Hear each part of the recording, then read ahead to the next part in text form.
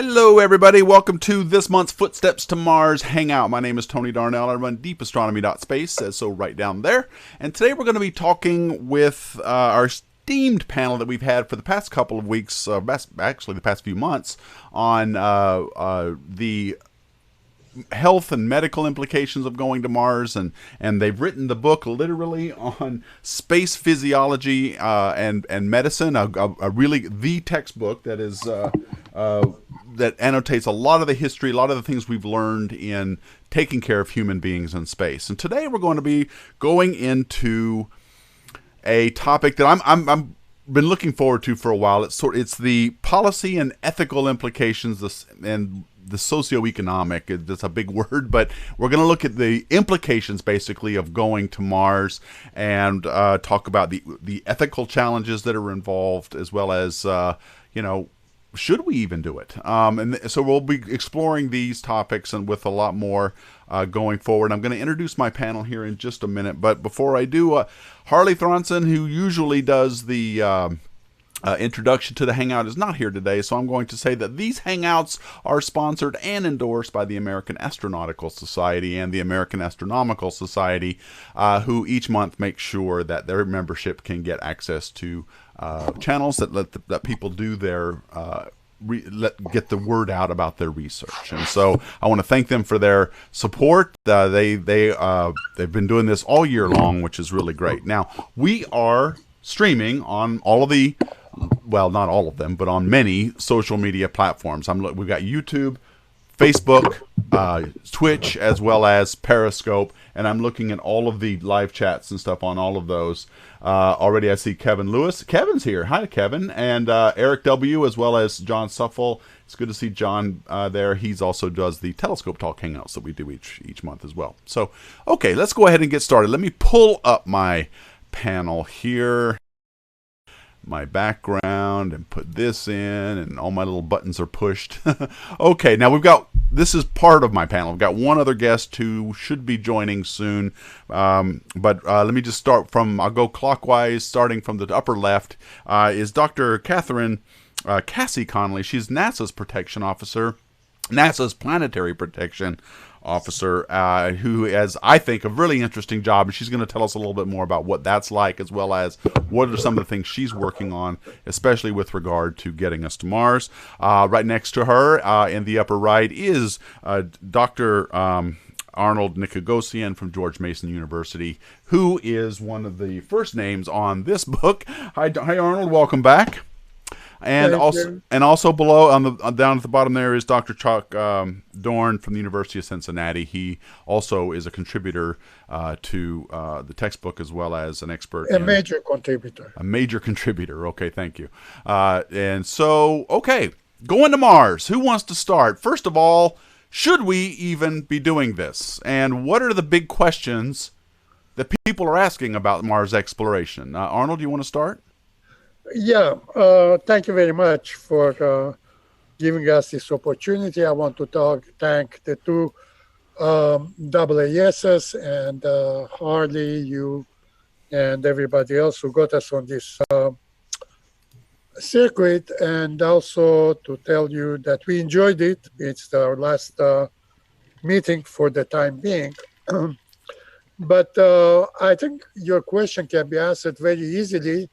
It was answered today by the Vice President Pence at the National Space Council, when they said we are going to go to the moon, according to the president, and then we are going to go to Mars.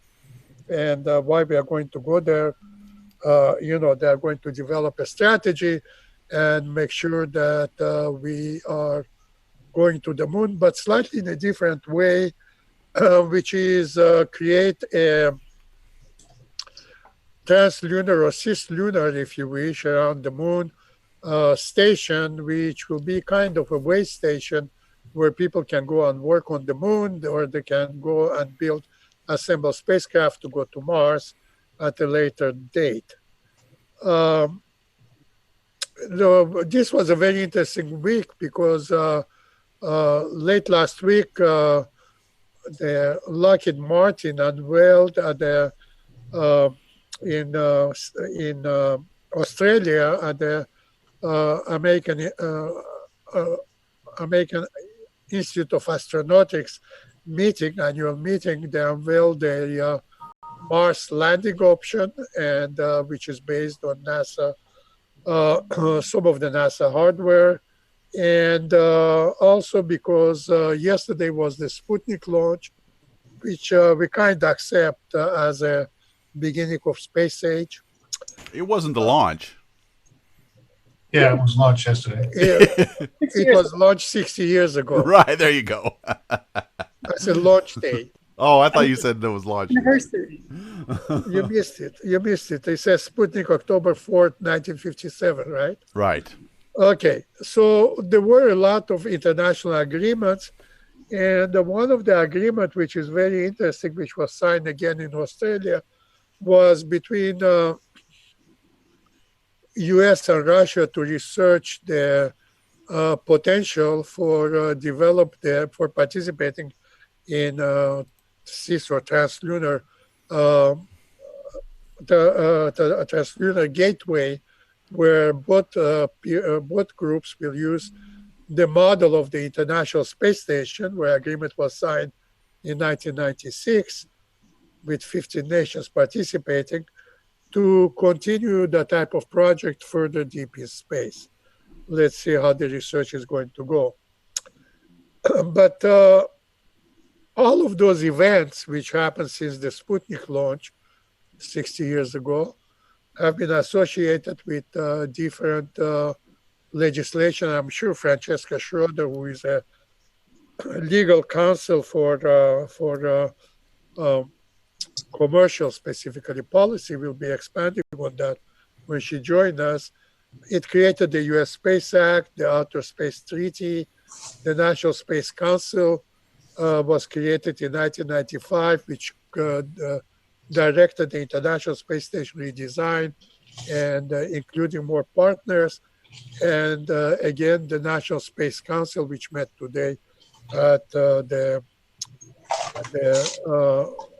Reston Udvar-Hazy National Aerospace Museum with the space shuttle in the background.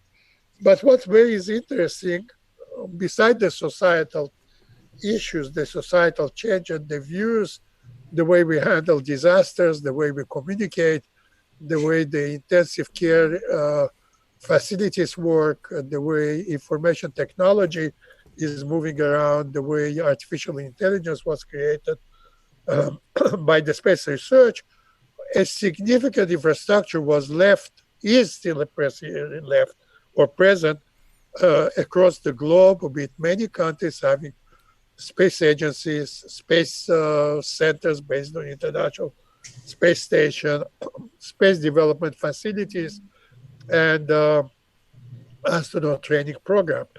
That was a sizable investment by different countries, which cost billions of dollars over the time. And that type of number of people who are employed there might have to be rethought if indeed we are going to go and explore by the commercial means, explore space. And that might give a significant change in the way we operate in low Earth orbit from what we will need to operate in deep space because of the communication and the time delays which happen when you go to, not to the moon indeed, but when you go to Mars and create interplanetary. Okay, hang on, Joe. Hang on just a second, Arnold. I want to make sure I'm following what you're saying. You're saying that we've laid, since the Sputnik era, we've laid a pretty significant amount of resources in an infrastructure that if we, did you just say that if we decide to go with a commercial route, that's got to be redone? Is that what you just said? That might be rethought, I said. Rethought. Right. Well, what does that mean? I mean, what's wrong with what? Well, because we have emission controls which share the responsibility with the International Space Station. And there is a lot of work which is done on the ground, which otherwise would have been done in space and will take a lot of the crew time and will be phenomenal.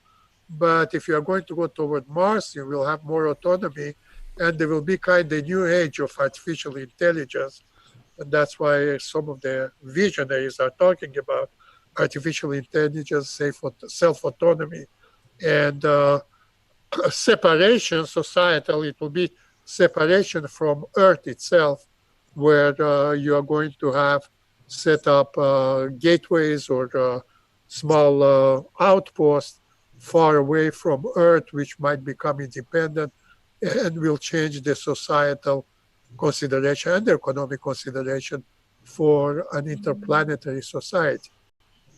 That's what I meant. Okay, but that's way down the road. We've got to get there first, and so. But it will change, slowly it will change. But you're saying that part of the implications of going to Mars, sending people there, if we did it in a long-term basis, would be that they would basically become an autonomous, its own territory, its own governing body. Well, the whole thing become autonomous. And the reason I'm bringing it up because I saw Francesca Schroeder, Esquire, joining us. She's waving, and she's supposed to talk about all the commercial aspects and all the legal things, which are implications of the whole process of going away from Earth. Okay, well, let's go ahead. Hi, Francesca. Welcome. It's good to have you here.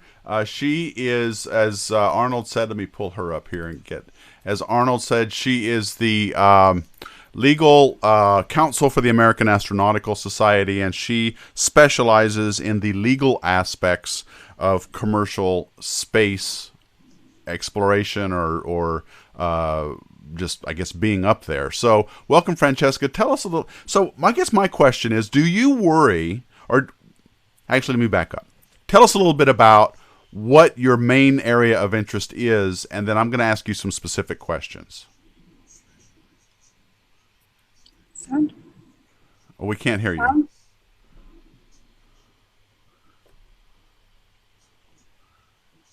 Oh, we can't hear you. Are you there? Yeah, she's there. She needs her microphone closed. Obviously, Okay. you can hear There- us, but you cannot hear. Right. That was me. That was Cassie. Yeah. Okay. All right. Well, while it's possible that you might be muted, or you might need to select your microphone in the chat window there. There's a way to check or select your microphone. We tested this earlier today, and it worked out really great. So whatever we did last time, try to do. Okay. Let me bring Cassie. There you go. Are you there? Can you hear me? There you go. Thank you, Francesca. Great. Okay. Yeah. Sure. Glad I knew what button to push. Luckily, all my clients know exactly which buttons to push. So, and I know where the commas and the periods and the semicolons go. So it's a great combination. So I help clients who are the providers of commercial space services activities. So these are the launch services providers, the commercial launch services providers, the satellite operators, the operators of launch facilities, and ultimately the companies that will engage in deep space exploration, planetary exploration on a commercial basis as opposed to a traditional NASA contractor basis. Now, there might most assuredly be relationships with NASA. Absolutely. I mean, there are very sophisticated commercial space transportation relationships with NASA right now with respect to the delivery of cargo to the International Space Station. Both Orbital, ATK, and SpaceX provide launch services, commercial cargo delivery services to NASA for getting cargo to the space station. And ultimately, crew will be delivered to the space station through commercial means or through a commercial provider, as opposed to the traditional government contractor mechanisms that were used in the past. What I find fascinating as a lawyer in this regard is just because NASA, for example, chooses to engage in a relationship with a contractor through more commercial means, that doesn't mean that there won't be times in the future that services and products are procured in a very traditional government contractor sense. So, everything is available nowadays. And I think that flexibility bodes extremely well for the advancement of space activities. Now, I understand, like, for the purposes of this conversation, we want to focus on the commercial aspects. So when it comes to deep space exploration and what are the What are the legal and regulatory issues that will face commercial companies engaging in those sort of non-traditional commercial activities? We have to look in two areas. We have to look in the area of public international law, also known as treaty law, because the seminal treaties that govern international space activities certainly come into play, and those are the Outer Space Treaty primarily, and the Liability Convention. And those two treaties are the treaties that say that countries will be responsible for the space activities of their nationals. And they also say that countries will be jointly and severally liable for liability that is incurred because of the space activities of a particular country's nationals. So does that mean, for example, let's say DirecTV launches a satellite up in space and it's doing great, and all of a sudden it falls in, something happens and it falls out of orbit and crashes on someone's head? That's on the United States because that's a U.S. company, right? But if somebody, say in India, one of their satellites do something similar, then India, the government of India, is the one that bears the responsibility for that. Is that right? That's a fantastic question, Tony, and it allows me to illustrate how complex that question is. So in that example, you have various layers of liability. So the first layer, I'm trying to visualize it, and I'm visualizing it from the highest level down. So from the highest level down, let's look at what the liability would be under the treaty law. And that's government to government liability. That's, in your example, the U.S. would be liable because a U.S. entity, a U.S. person, caused damage as a result of that U.S. national's space activities. However, that claim would be made government to government. So if that satellite fell on Canadian nationals, Canada would make a claim against the United States, and the United States would settle that claim with Canada. However, there's another layer that U.S. companies and companies all over the world have to be mindful of, and that is, what are the domestic legal obligations? What liability comes to that commercial operator by virtue of U.S. domestic law? So in the United States, we have a very sophisticated commercial space transportation financial responsibility and risk management regime under the Commercial Space Launch Act.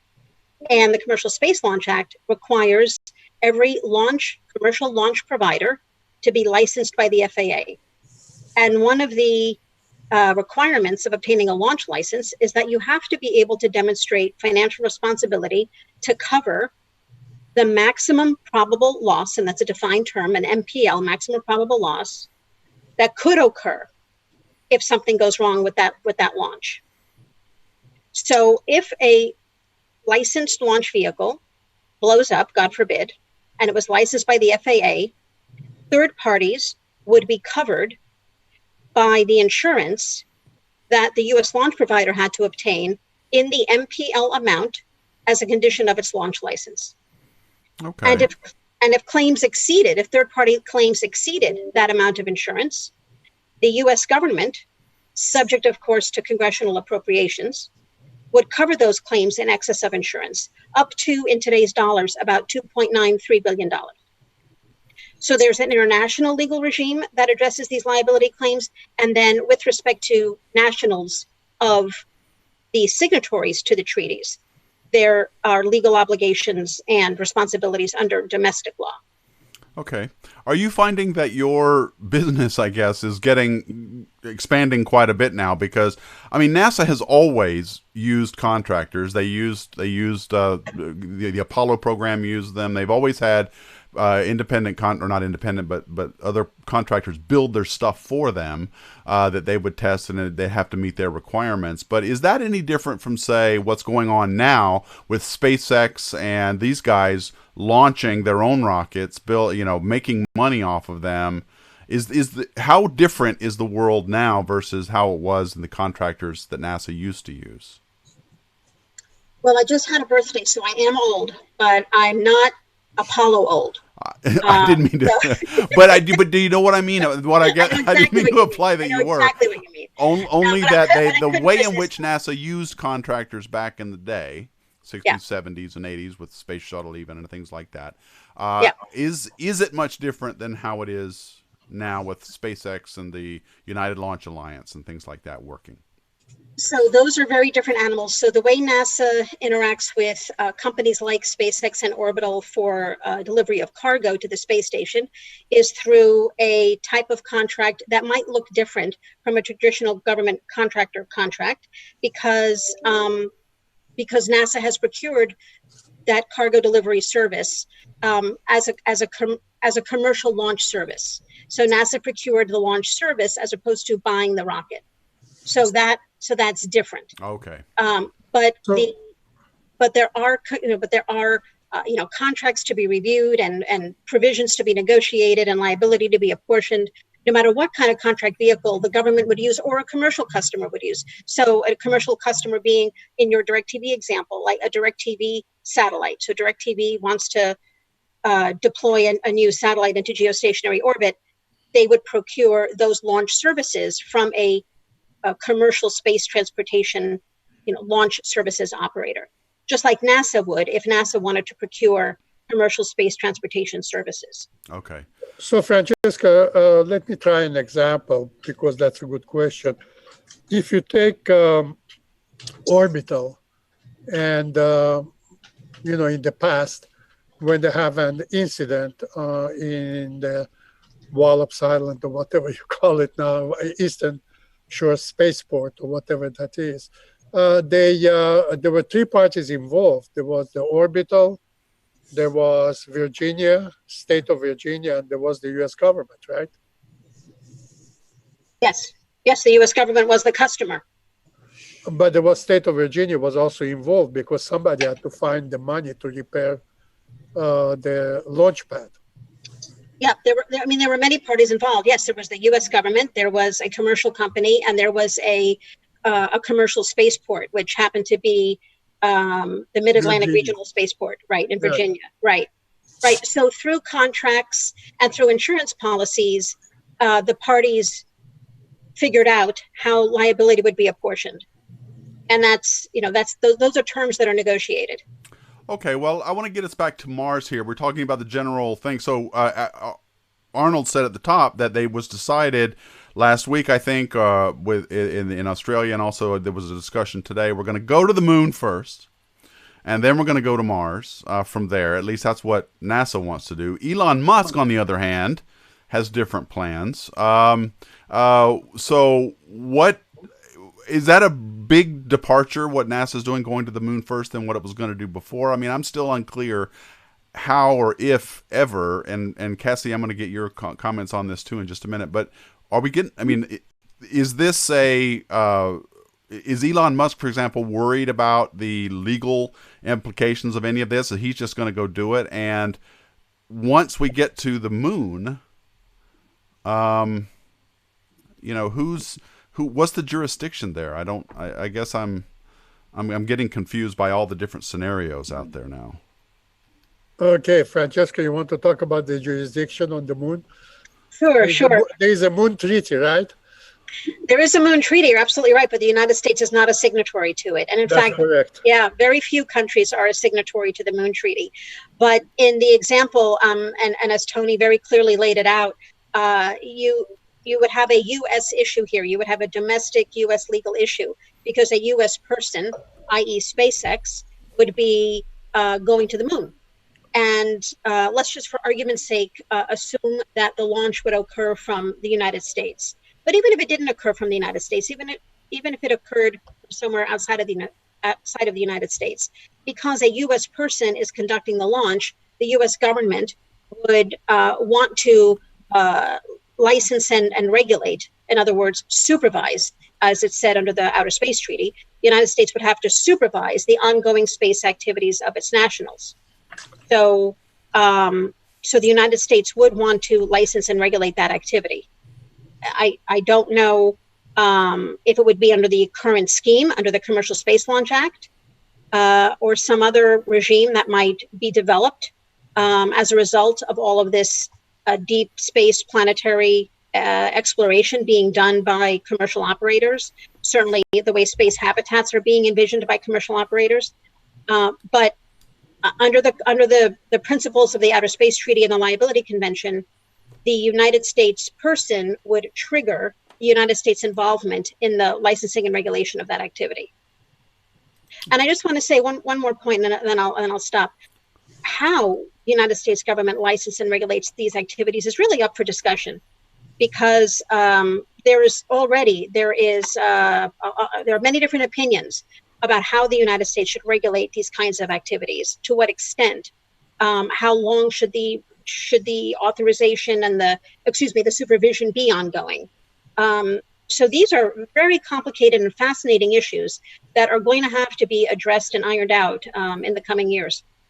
Okay.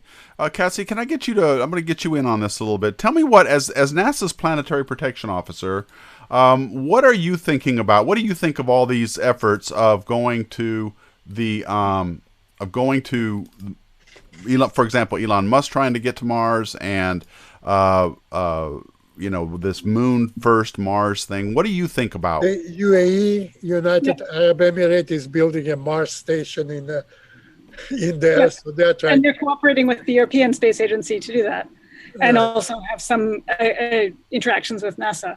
So as NASA Planetary Protection Officer, I'm responsible for overseeing the implementation of NASA policy and requirements on planetary protection. But the NASA policy and requirements are consistent with the international guidelines on planetary protection that are held by the Committee on Space Research, which is part of the International Council for Science. And that organization was just this spring recognized by the United Nations Committee on the Peaceful Uses of Outer Space as the international guidelines that may be followed to demonstrate compliance with Article 9 of the Outer Space Treaty.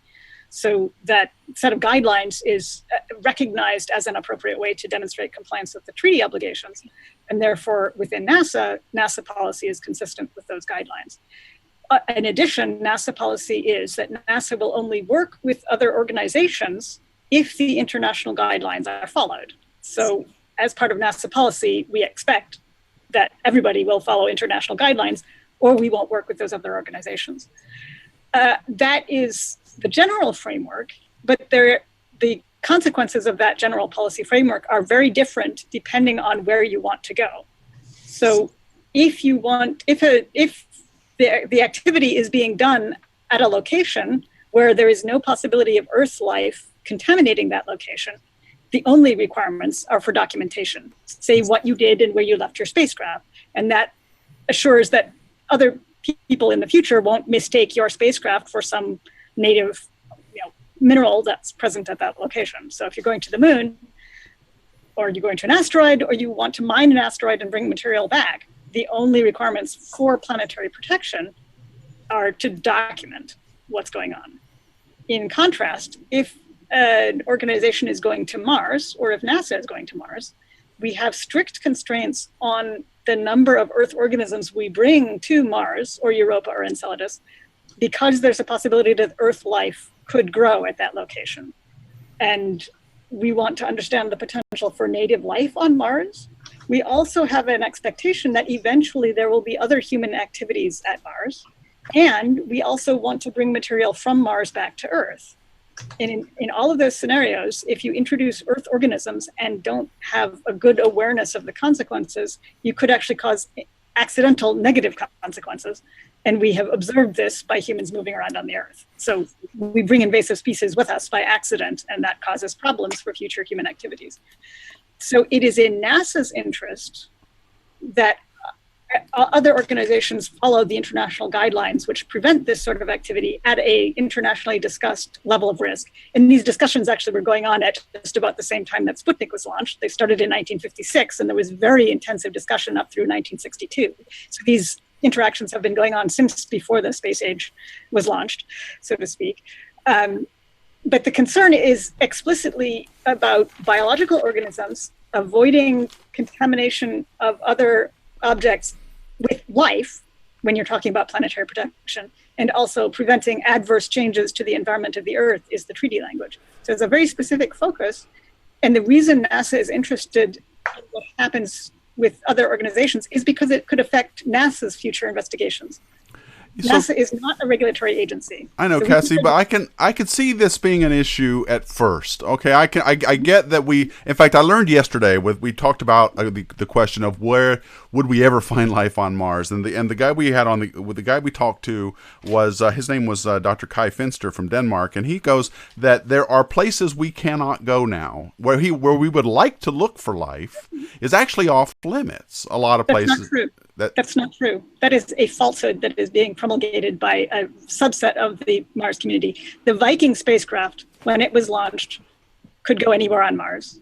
And the Viking spacecraft, if it were launched today, could go anywhere on Mars.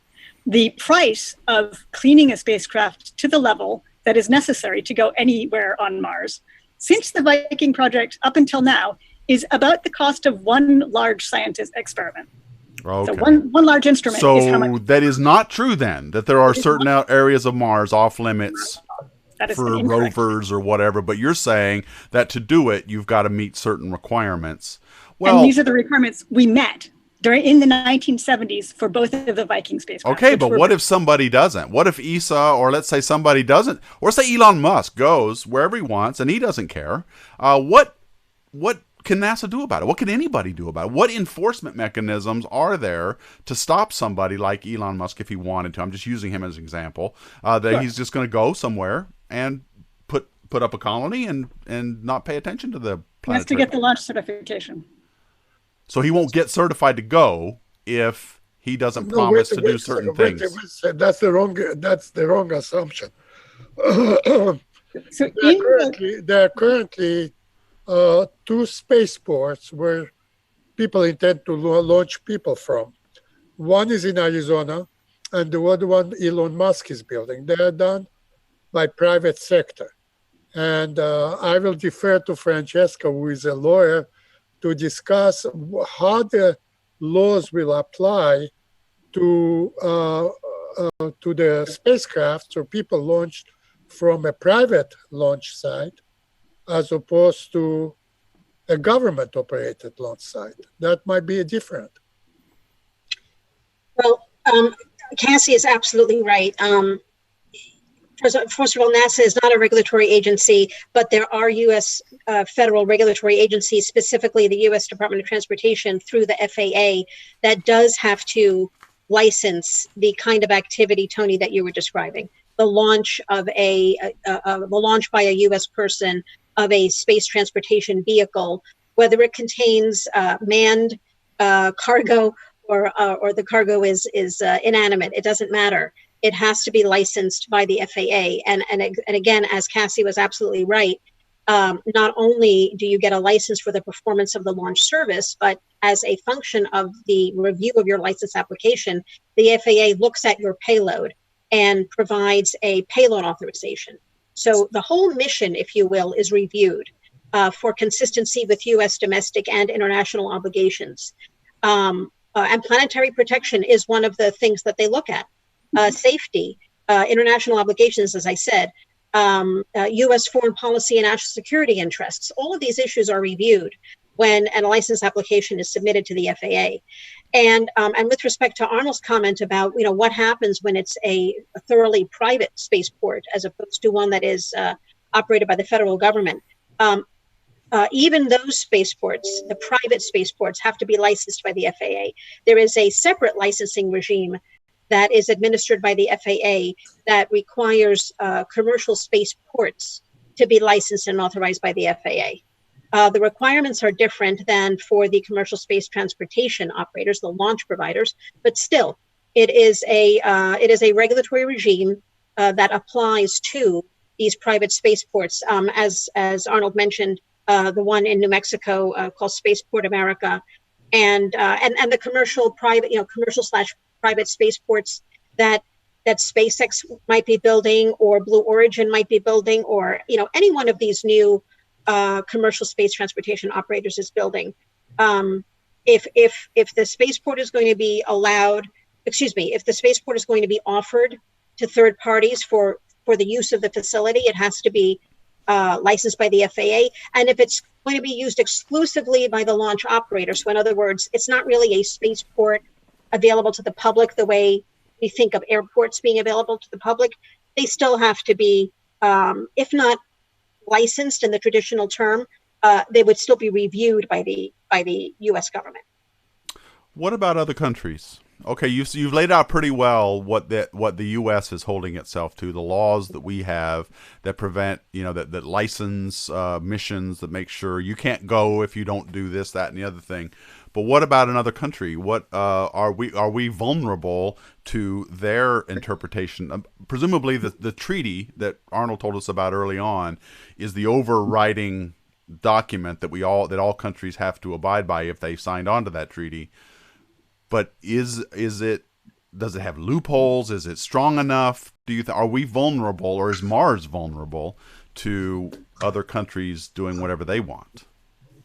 Well, certainly all space agencies that are launching today are compliant with the International Planetary Protection Guidelines, because the biggies are China, India, yes, Russia. Up until now, they have all complied. And in fact, I know this because my counterpart at the European Space Agency, actually NASA and the European Space Agency have a letter of agreement saying that we formally cooperate. And we actually, during the Phobos Grunt era, went to Russia and worked with Roscosmos to understand both the Roscosmos compliance as well as the compliance of the Chinese satellite that was supposed to piggyback along with Roscosmos. So there's very clearly acceptance at the level of space agencies until now.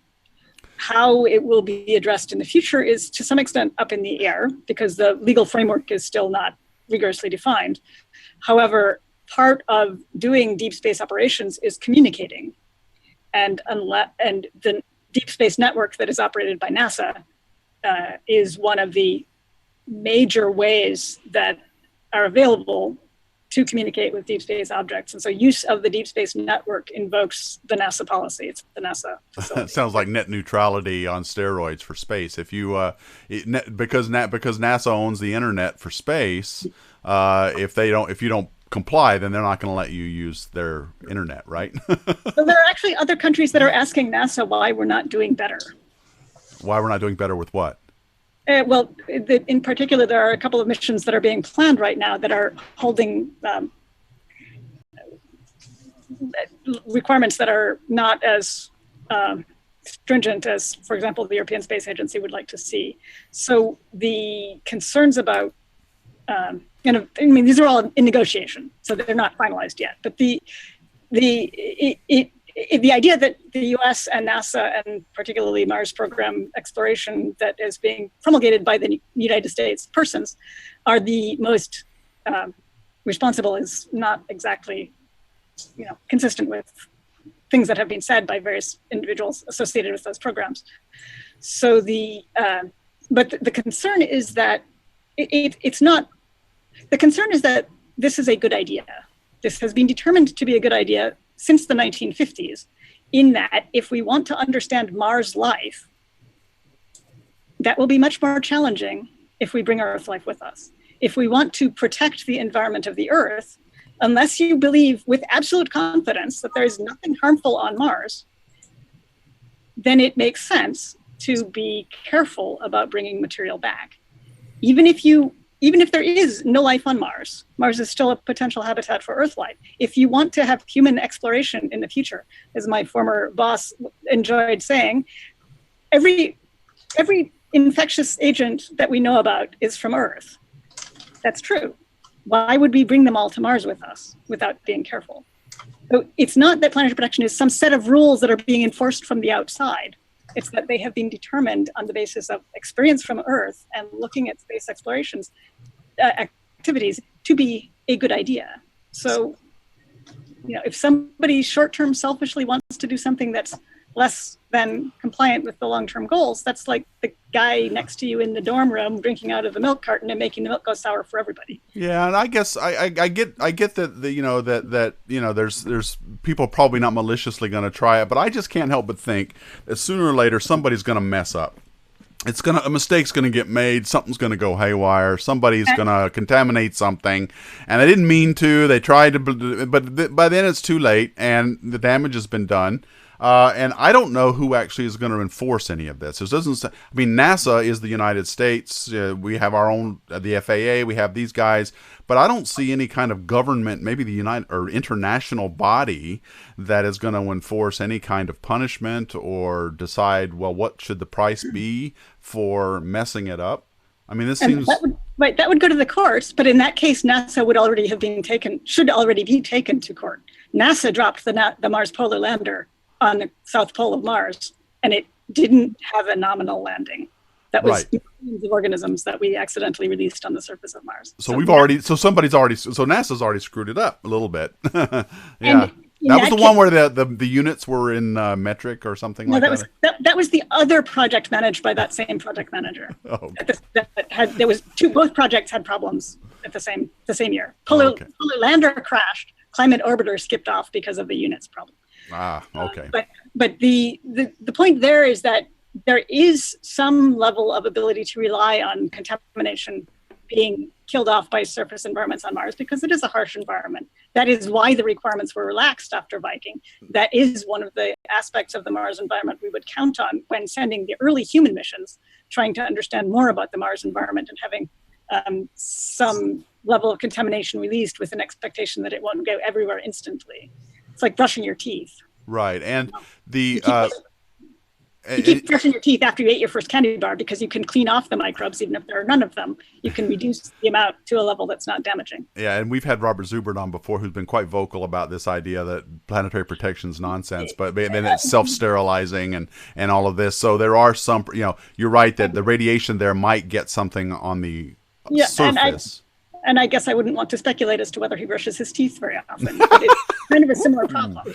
Ooh, snap. Okay. All right. Well, Chuck, you've been kind of quiet through this whole thing. I'd like you to maybe make some comments on you were talking before the hangout started about Neil deGrasse Tyson was saying something about he doesn't think we're ever going to get to Mars Well, I mean, I think that it's too expensive. There's probably lots of things that would prevent us from going to Mars. One of them is money. The other one is survivability of getting there. I mean, just based on the historical launch of 50% of the spacecraft that we launch they never make it. But that doesn't mean we shouldn't go. If we assume we do get there in the future, there's going to be lots of rules and regulations. But 100 years from now, 200 years from now, when you potentially have lots and lots of people living there, there's going to have to be law and order, if you will, there. And it can't be back here because it's there. It's 22 minutes one way in communication. So you can't have real time. That's what Arnauld was saying about self-governing and having its own jurisdictions and stuff. Right. I mean, one of the things, and of course we have a huge experience base on how to handle medical events now on space station internationally, working with our partners, and Arnauld was really key to that, and way back in the early 70s, working with the Russians and trying to understand how to work together. So here we are, about 50. I was not at NASA in the early 70s. Okay, I'm sorry. I was giving you credit, but in the late 77, 78 time period. But the idea of being able to develop the foundation for how do you address healthcare issues and other political issues. I mean, at some point in the future, again, if we go to Mars and we're living on Mars or any other planet for that matter, and an astronaut dies, do we leave the astronaut there? And what happens to the astronaut 500 years from now?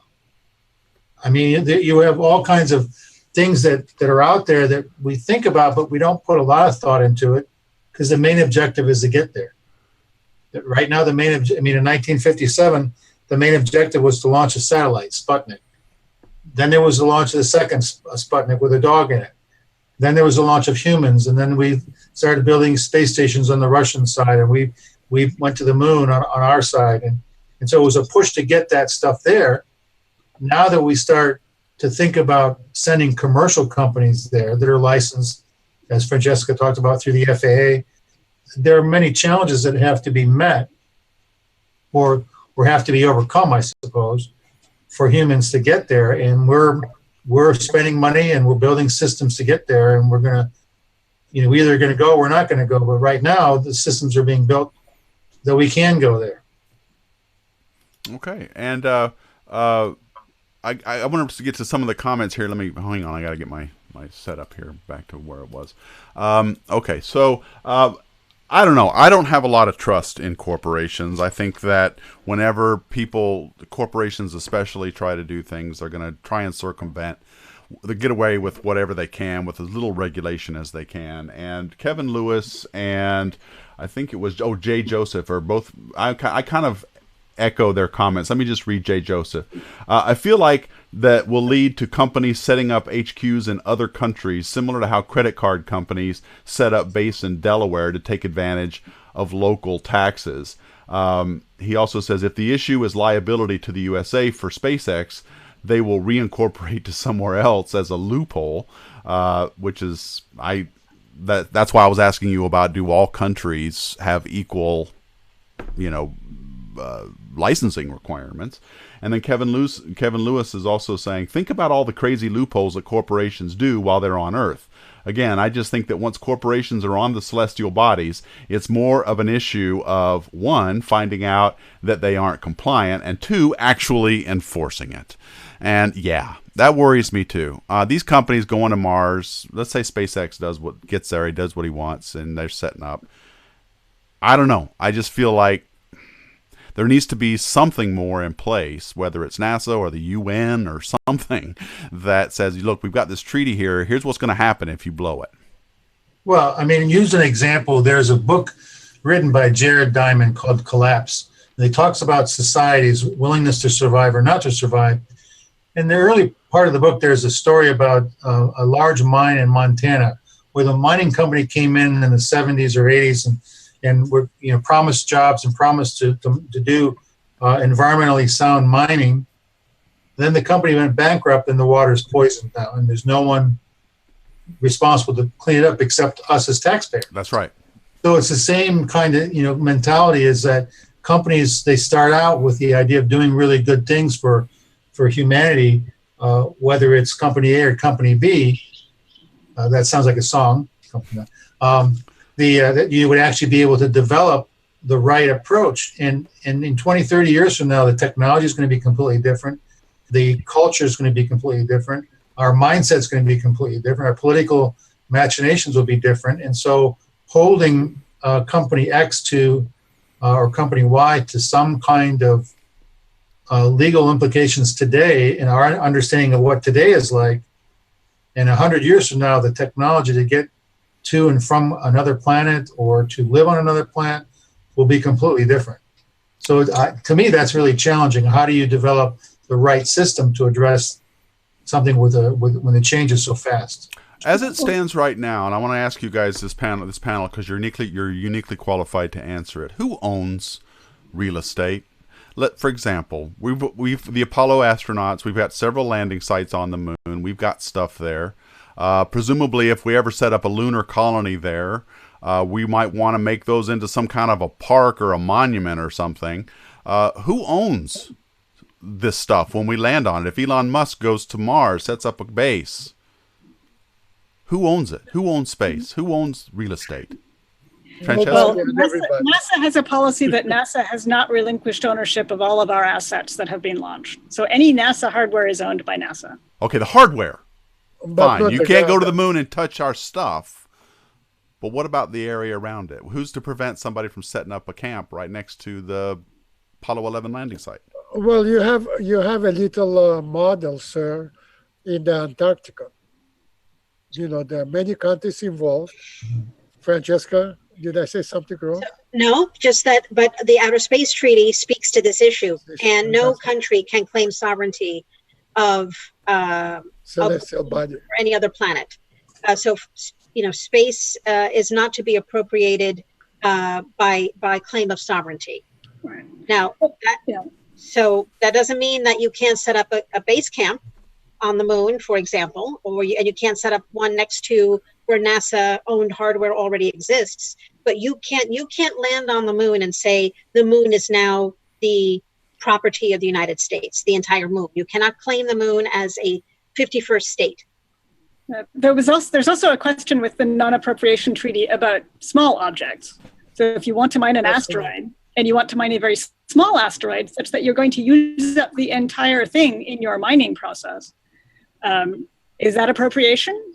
It's currently ambiguous. The US has said that mining is okay. Luxembourg also has an international framework where it has a national framework where they're encouraging international space, they're encouraging international participation. There's inviting other partners, other national partners to join with Luxembourg in commercial space, in commercial space ventures. So these kinds of questions are getting addressed at an early stage.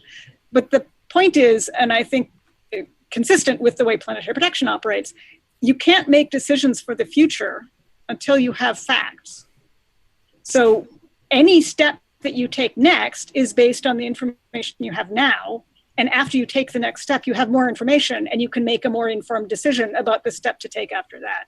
Planetary Protection is explicitly formulated in that context. We don't change the rules until we have information. When we do have information, we do change the rules in a way that makes sense based on the information we have. But it is a stepwise iterative process, and a legal framework would help with that, of course, because the courts are just a more formalized mechanism for making informed decisions. But the point is that we don't know what we don't know. And what we do know from observing history on Earth is that things we don't know can hurt us. Yeah. Well, Philip W. is actually... Could you do me a favor? Could you put slide number 3? I want to make a point that you asked earlier about infrastructure. Oh, yeah. Hang on just a sec. Yeah, we won't have time to talk about ethics, but we can talk about the economy a little bit. All right. Let me get this up. Hang on. That's the map. That's slide 3, you said, right? Yeah, that's the map. Yeah. Yeah, there you go. I pulled that out from the internet. It's currently the map of all the countries and facilities, commercial and non-commercial, who are supporting the International Space Station. Those areas have produced significant economic benefits and employ a lot of people. And they evolved since the Apollo day or the Sputnik day, and they just went, proliferated. And you can see there are launch sites, there are all kinds of things. And so the commercial infrastructure, when it comes to be and becomes serious, is going to add another overlay to the whole thing. Will that infrastructure support and the economy support the current plan to go close to the moon? The answer is yes. That infrastructure in low Earth orbit and around the moon is sufficient to support. What is not shown on here is the infrastructure, which is smaller, but very significant, that you were asking at this point, Tony, is the planetary missions, with the robotic and planetary missions, which is superimposed on that, have also created an infrastructure that we will go and use more and more for the human space flight as it moves further than the moon. And that will require a new investment. That's what I meant, that the whole thing will change. So really, the economy today, with all the satellites and everything else which is launched, communication is what global commerce is about $30 billion, Francesca? At least. It's something like that. And United States has a small part of it, which is a large investment in the human infrastructure. So it makes sense to go to the moon first, around the moon, and then build from them as you develop the infrastructure to get out to go to Mars. But if you look at the Space Council, what they discussed today, I don't know if that will translate into policy or not. They said within the next decade, we are going to make what I assume a foray to Mars. Go look at it, smell it, and come back. I don't know what it will take really from ground infrastructure. I don't know what will cost to create the space infrastructure to go and create a habitat on Mars. But looking at how much we spend on the space station, which is what, about close to $100 million or whatever, that might be sizable. And what was Chuck talking about is where is the money coming from? If it doesn't come from the private sector, it's going to come. A single government is not able to sustain the future desire to go to Mars or any other places. It has to have a commercial imperative. And if that happens, societally, we will change. I wish we had the time to talk about ethics, but I don't think we do. Well, we've kind of been talking a lot about the ethics and the legal implications. We didn't enough. Huh? We didn't enough. No, agreed. But because the ethics of deep space exploration by humans has not been written yet. That's right. I mean, yeah, there's a lot to consider when you're sending people out to explore these things, and to work and live there is a difference. What the ethics will be, to what ethics we are going to refer to. But if going to another planet, the moon, we have a really very rich and troubled past on discovering new lands and new things. Yeah, that's putting it mildly. but we've learned from that, and I think that in a highly advanced society that we live in today is much different than the 15th century or 16th century. So when we go to Mars, it's not one of conquest or to claim the land for a particular nation or particular religion or whatever, as it was 100 years or 500 years ago. Well, we have that in our back pocket. And once we arrive and we begin to colonize, it's just like I often ask colleagues why the United States is different as an American, part of the American continents, than Central and South America. And the comment always is that the British brought their wives. And the reason why I said it is because along with family comes, schools, police, fire, places of worship, where other nations went to find the gold or find the slave or whatever it was. I think with that historical background, when we move forward now, we have that as our part of our makeup, if you will. Moving forward, we're not obviously going to make those same mistakes. We'll make different mistakes for sure, but I think that background will prevent us from doing certain things, but prepare us to actually build society, if we so choose, on another planet. It's going to come down to resources, I think. Don't forget that when men spend time killing each other, women colonize the world. So, Right. Let's face the facts. Women are essential to exploration. That's right. And we even let you think you guys did it. Yeah. Yes. Well, that's what the microbes taught. Well, yeah, the microbes are really the ones that are driving everything. Right. I always, in this context of this ethical discussion, I always suggest that people think of the War of the Worlds from the standpoint of the Martians. The Martians were looking to colonize a new location because they wanted to become a multi-planet species. However, the location they picked turned out to have organisms that were somewhat problematic. And ultimately, as a decision on the part of the Martian leadership, they had to decide not to bring their astronauts home because they were sick with something they couldn't figure out how to cure. I don't think we want to replicate that particular scenario. We can thank H.G. Wells.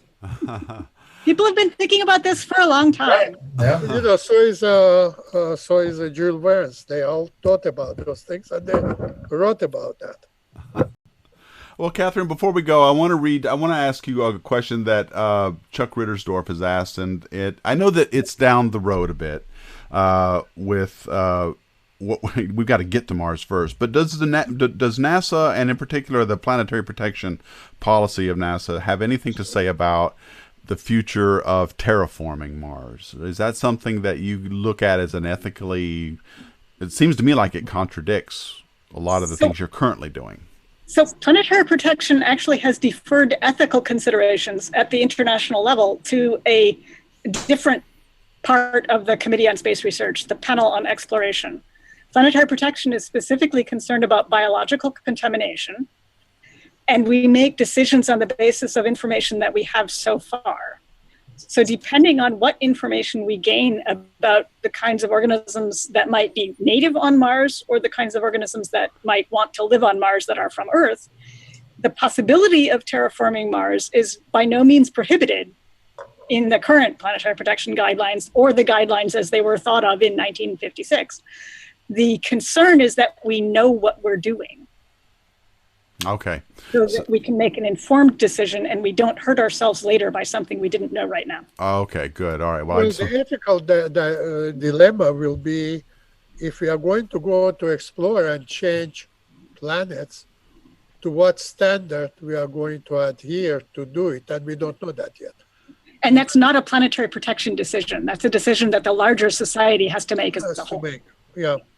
all right, guys. Well, I'm going to have to cut it off there. We are out of time, and I want to thank you guys for taking time out. My guests today were Francesca Schroeder. She is the legal representation for the American Astronautical Society, and she's also an expert in legal aspects of commercial space. Dr. Arnauld Nicogossian from George Mason University, also Dr. Charles Dorn from the University of Cincinnati, and Catherine Connolly, the NASA Planetary Protection Officer.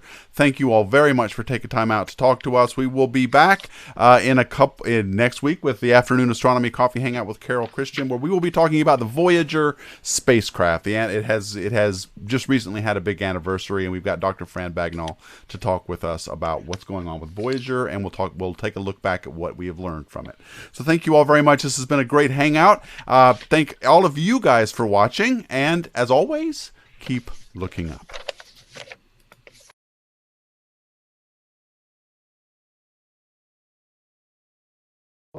Bye. Thank you, Arnold.